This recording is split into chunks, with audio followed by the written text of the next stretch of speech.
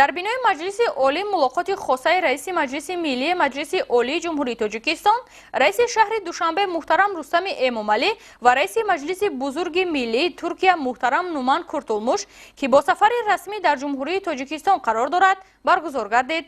дар ҷараёни суҳбат вазъи имрӯза ва дурнамои муносибатҳои дуҷониба баррасӣ карда шуд.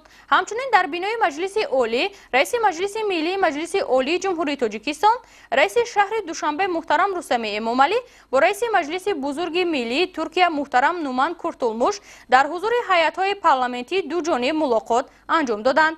дар оғоз роҳбарони ҳайатҳо аз толори ҷаласаҳои якҷояи маҷлиси миллӣ ва маҷлиси намояндагон боздид намуда, сипас раиси маҷлиси бузурги миллии Туркия муҳтарам Нуман Куртулмуш дар китоби меҳмонони фахрии маҷлиси олӣ таманниёти худро сабт намуд.